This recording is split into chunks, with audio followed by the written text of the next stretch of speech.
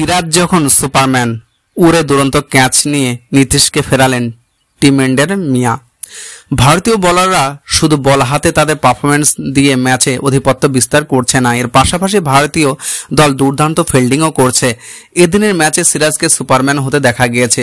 ম্যাচে অবাক করা ক্যাচ নিয়ে ভক্তদের মন জয় করেছে মাহমুদ।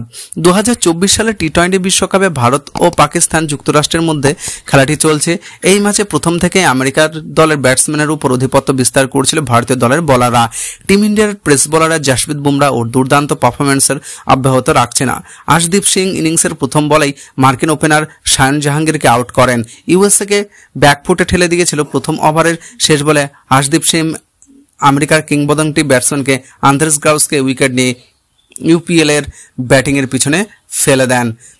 ভারতীয় বোলাররা শুধু বল হাতেই তাদের পারফরম্যান্স দিয়ে ম্যাচে আধিপত্য বিস্তার করছেন, এর পাশাপাশি ভারতীয় দল দুর্দান্ত ফিল্ডিংও করছে। বোলার মোহাম্মদ সিরাজই হয়তো এই ম্যাচে উইকেট পাননি, তবে তিনি নিজের ফিল্ডিং দিয়ে সকলের মন জিতেছেন। এদিনের ম্যাচে সিরাজকে সুপারম্যান হতে দেখা গিয়েছে। ম্যাচে অবাক করা ক্যাচ নিয়ে ভক্তদের মন জয় করেছেন মোহাম্মদ সিরাজ। মার্কিন খেলোয়াড় নীতিশ কুমারের এই চমকপ্রদ ক্যাচ ধরেছেন মোহাম্মদ সিরাজ। ভারতীয় দলের হয়ে 15তম ওভার করতে আসেন টিম ইন্ডিয়ার বোলার আশদীপ সিং। এই ওভারে চতুর্থ বলে লেগ সাইডে পুল শট খেলেন নীতিশ কুমার।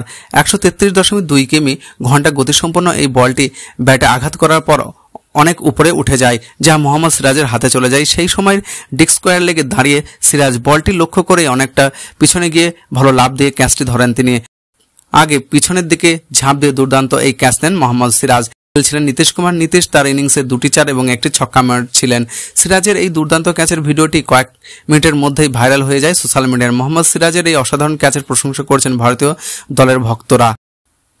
নীতিশ কুমারের দুর্দান্ত ক্যাচ নেওয়ার আগে মার্কিন দলের অধিনায়ক অ্যারন জোন্সের ক্যাচটিও ধরেছিলেন মোহাম্মদ সিরাজ। ভারতীয় দলের হয়ে 8 নম্বর ওভারটিও করেন হার্দিক পান্ডিয়া। ওভারের দ্বিতীয় বলেই অ্যারন জোন্সের পুল শট খেলেন, কিন্তু বলটি তার ব্যাটে ঠিকমতো লাগেনি। ডিপে দাঁড়িয়ে থাকা মোহাম্মদ সিরাজের সহজ ক্যাচটি নেন এবং 11 রানের উইকেট হন আমেরিকান দলের অধিনায়ক। এর ফলে বল হাতে না হলেও ফিল্ডিংয়ের দিকে সকলের মন জেতেন নীতিশ কুমার।